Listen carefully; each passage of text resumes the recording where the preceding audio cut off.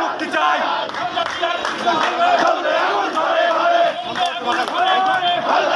কিছু হলে মুক্তি চাই মুক্তি মুক্তি মুক্তি চাই direct action direct action direct action direct action direct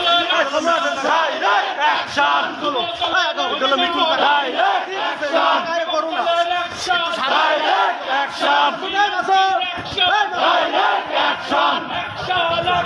direct action direct action direct action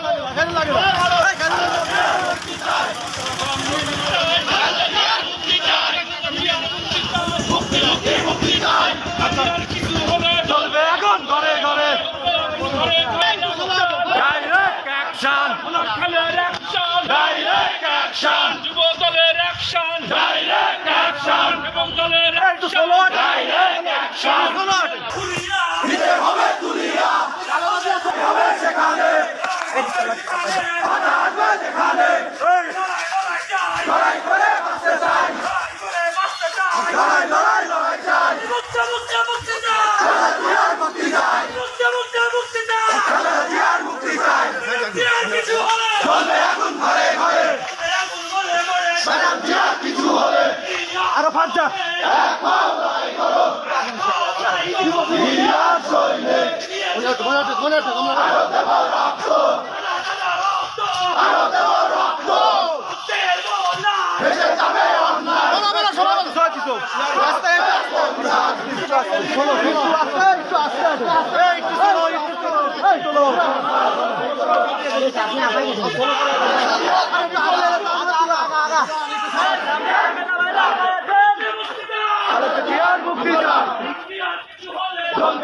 ঘরে ঘরে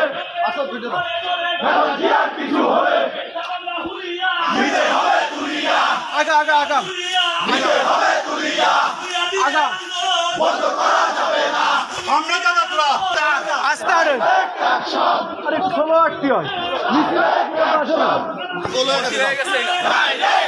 সবাই বলতে হবে রাত্রি আছে সবাই বলতে হবে রাত্রি আছে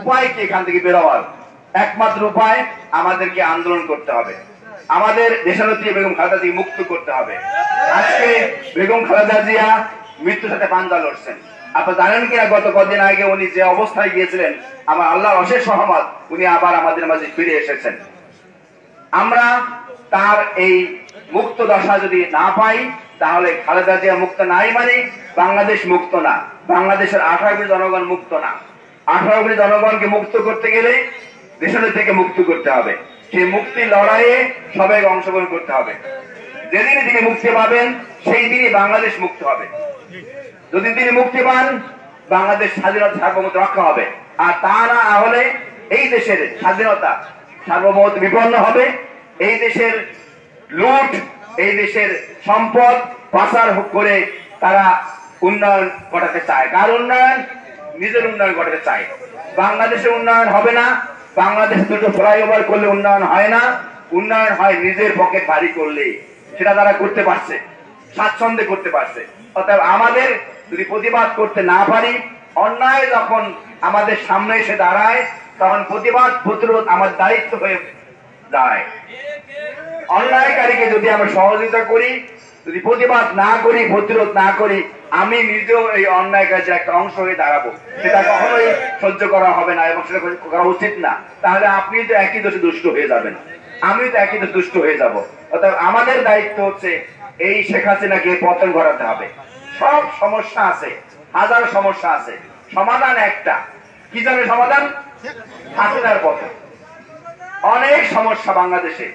এই সমস্যার সমাধান একটা একটা করে ধরলে আমাদের বক্তব্য অনেক দীর্ঘ হবে। শিক্ষা বলেন, স্বাস্থ্য বলেন। আপনার সন্তানকে লেখাপড়া চান না? আপনার সন্তানের লেখাপড়ার 12টা বেজে গেছে না? আপনার সন্তান এখন লেখাপড়া করে না? আপনার সন্তান এখন ছবি এঁকে ক্লাস অ্যাসাইনমেন্ট জমা দেয়। সে কি পড়ে সে জানে, তা আল্লাহ জানে, হাসিনা জানে। এই লেখাপড়া আমরা চাই না। কিন্তু এই লেখাপড়া করলেই সুবিধা কি? পাশের দেশের লোকগুলো এসে এই দেশে বড় অফিসার হবে, দেশ চালাবে, প্রশাসন চালাবে, আর আপনার ছেলেরা কেরানি হবে। সেটা চান কিনা? চাই না, আমরা এটা চাই না। আমার দেশের স্বাস্থ্য খাতের অবস্থা 12টা বেজে গেছে। চিকিৎসা খাতে এখানে পাই না, চিকিৎসার জন্য বিদেশে যেতে হয়, পাশে যেতে হয়, কারণ এটাও পরিকল্পিত। শিক্ষা যেমন করে পরিকল্পনা ধ্বংস করেছে, স্বাস্থ্যকেও তেমন করে ধ্বংস করেছে, প্রত্যেকটা সেক্টর ধ্বংস করেছে। আপনি দেখেন মোংলা পোর্ট, কদিন আগে দেখলাম মোংলা পোর্ট বাংলাদেশ